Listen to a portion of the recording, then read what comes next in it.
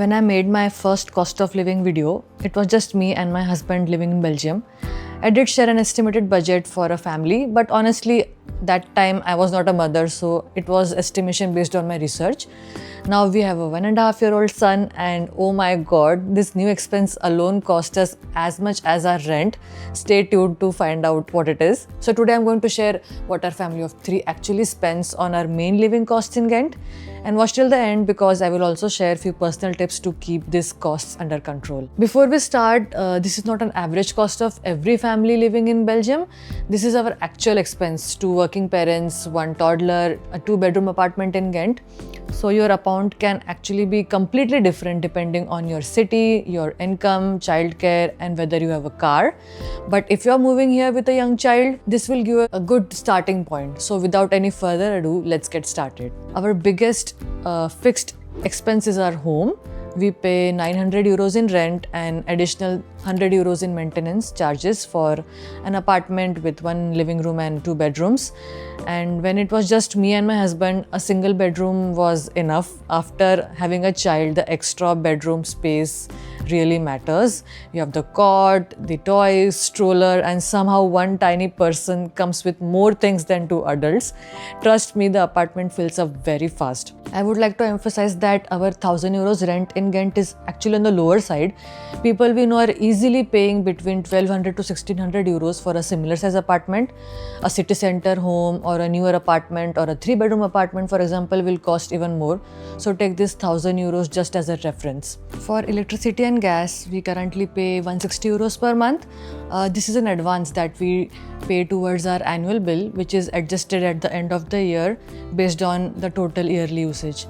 We recently changed our provider, and from this month we will actually start paying 140 euros per month. This bill is highly dependent on the EPC rating of your apartment. Ours is B+, so if it's A, it could be lower, and if it's C or D, it will be much higher. Our water bill has stayed roughly the same since we moved here, which is around 135 euros every 3 months, which comes to roughly 45 euros every month. The Wi-Fi bill is 35 euros every month, and the mobile subscription in Belgium typically costs between 12 to 20 euros. So we spend around 250 euros in total for utilities and internet. I will come back to switching the electricity and other service providers in the tip section because that one change is saving us around 500 euros per year. The other expense that we have is not every family will choose. It is having a cleaning help. Our cleaning help person comes once a week for 3 hours, and we pay around 150 euros per month for that service. With 2 jobs and a toddler, this is something we chose to pay because it gives us some time. If you clean the house yourself, of course you can remove this amount completely. Groceries for the 3 of us comes around 500 euros per month. This includes the supermarket, food, the Indian grocery stores, household products, and the toddler food. We cook at home most of the time because it's healthy and it also saves us a lot. Just for comparison, households in Flanders spend around 475 euros per month on food in 2024. This was in 2024. So our 500 euros per month is kind of typical. Now let's come to the expense that changed our budget completely, which is the daycare or creche. We send our son to a daycare where per day expense is calculated based on the household income. We pay 35 euros per day, which includes food, diaper, and other costs. And depending on how many daycare days fall in that month, our bill comes to around 700 to 800 euros, which is like almost another rent that we are paying. So if you are moving to Belgium with a baby and both parents plan to work, please do not forget to calculate this into a budget. The exact rate depends on your income, on your daycare setup, so another family may pay less or more. And if you have a second child, ask your daycare about the sibling priority and sibling discount. You pay a significantly reduced price for the second child's daycare service, which is very nice. It is also good to know that public schools are free in Belgium, and you only pay for additional services like lunch, aftercare, after school classes or sports, which is much lower than the monthly daycare costs. So for the daycare expenses, we do get some money back at the end of the year while filing taxes. This is the fixed reduction on the daily price of the daycare. So it depends on how many days your child goes to the daycare. In our case, at the end of the year, we will get back roughly 150 euros out of 800 euros that we pay for daycare every month, which is good to know. Apart from daycare, our regular child expenses are diapers and wet wipes. A big pack of around 150 or 200 diapers lasts us about a month. 12 packs of wet wipes cost us around 60 euros for 2 months. So together diapers and wipes average around 90 euros per month. Larger diaper sizes cost more, so this number keeps increasing as your child grows. But if you potty train them soon enough, it should vanish. FYR, we are struggling and he loves doing it in his diapers. So creams, medicines, small pharmacy purchases cost us around 60 to 70 euros every 2 months. So that's another 30 euros per month. So all of these baby care items comes to roughly 120 euros per month. Clothes and toys are not fixed monthly expenses for us. There is actually a huge second-hand culture in Belgium, even for kids' clothes. We personally have not done that for our son. That is because we take advantage of our Indian trips and buy most of our son's clothes there in bulk. Children clothes here are quite expensive, so we find them at much cheaper rate in India. You can save some big bucks here. Regarding the next section, which is transport, we use our bicycles for most of our commute, but during winters we cycle less and use the tram more often.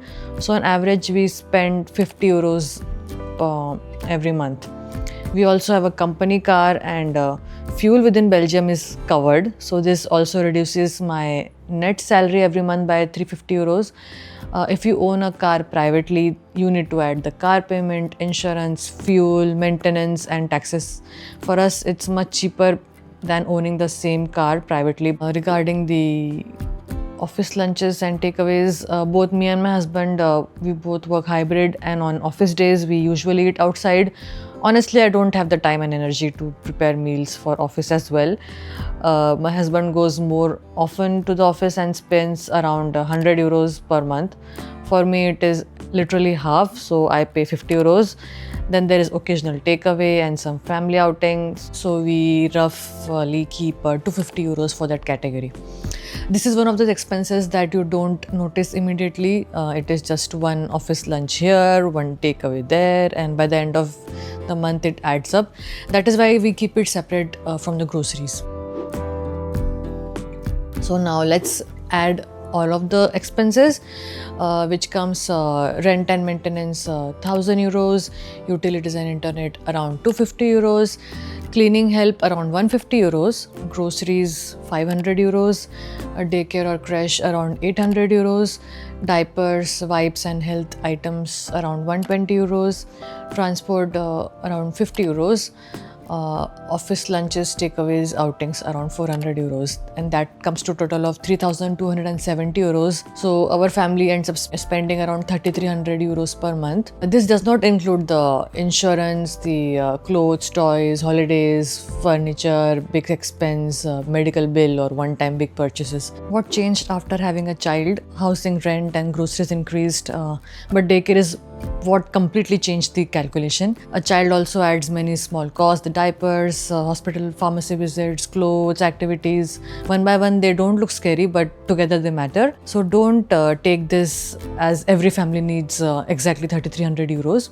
If you don't need daycare, remove that cost, and if you pay for your own car, add that cost. If you want to live in the city center near Brussels, then increase that rent. So you can take our expense as the base and change accordingly. Before we close, here are few tips that genuinely help us save money.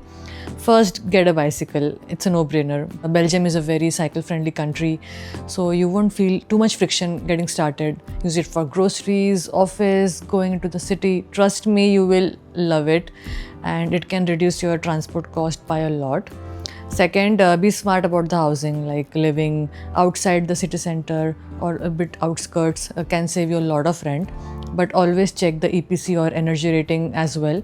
A cheap house with bad insulation can become crazy expensive in winters. And then also start your housing search as soon as possible when you know that you're going to shift here, because good rentals go very quickly. There is a big competition. So, and if you're actually planning to stay long term, you can consider buying a house or apartment as well. Just remember that mortgage is not the only cost. You have to consider the buying cost, the maintenance as well. Then you should check energy providers at least every once a year. We recently moved from NG to Luminous, and it is saving us around 500 euros this year. Changing service provider is super easy in Belgium. According to the law here, they have to provide an easy switch ID, which you can share with your new provider, and then just take care of the switch for you. It is as easy as making a call or sending an email. And lastly, do the same with your internet.